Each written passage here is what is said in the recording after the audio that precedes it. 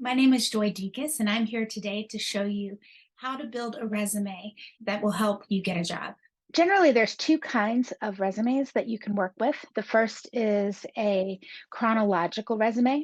The second that we have is a functional or skills based resume. So let's talk first about the chronological. This type of resume is listed in reverse order, one by one. And with those jobs, you highlight things that you've done in those positions that are going to stand out to a prospective employer. Some of the benefits of this is that it's the most traditional type of resume. One of the downsides is that it may not do as good a job highlighting particular skills or experience that you have. This one is best used for those who are just entering the workforce or are working on growing experience within the same or related field.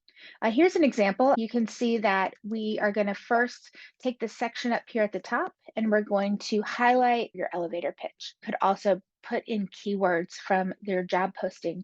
And then there's going to be a section for relevant skills and then professional affiliations and outside activities that help to draw interest to you as a candidate. The second one is the functional resume. Again, this one is really good for a worker who has a little bit more experience. Skills and your education are emphasized in this type of resume. This is going to highlight the ways in which you've built a deep knowledge in a particular skill set. We can show that you have a diverse skill set if you are trying to switch jobs or call out experience that it crosses over from previous careers into what you would like your new career to be. As a downside, it's not as effective if you have a newer or a less experienced work history. I think this is an excellent recommendation for those who have skilled or experienced with a long work history who want to bottom line the things they're good at for a person who may be reading the resume. So here's an example of a functional resume. This is actually from a Word template. You can see the top section again has objectives or a place for you to highlight special skills or education. This section highlights your education and training along with specific skill competencies and how you can apply them from previous positions into current positioning or future position that you'd like to have. I do think that this is a great chance for you to tailor experience and add, again, those keywords that are going to allow you to fall to the top of a listing that's being read by an automatic reader. And then at the bottom, you're just going to list your experiences with a short summary of that job so that you can show that you have experience, but you're going to go into the details more in this education and training. A few quick tips on how to get your resume noticed. Again, add keywords and skills from the posting. A lot of employers are using what's called an applicant tracking system or an ATS.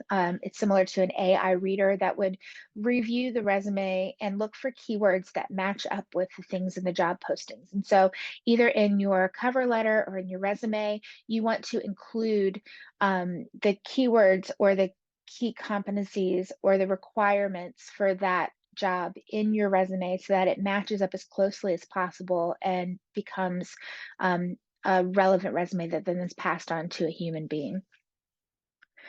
You want to highlight specific wins or trackable successes. You want to use as many quantifiable metrics as you can. You want to list as many software names or systems or processes that you've used that are relevant to the job that you're applying for. You want to use those keywords so that you say, instead of saying like graphic design, you may want to put Adobe Illustrator or Photoshop, again, in an effort to match up your skill set with your prospective job as possible. And if you have a deep history that goes back years and years and years, just focus on the last 10 to 15 years. If you have relevant experience in the past beyond that, feel free to include it. But if you have jobs that are less relevant and they go back 10 or 15 years, you certainly can feel free to leave those off. I want to wish you the best of luck.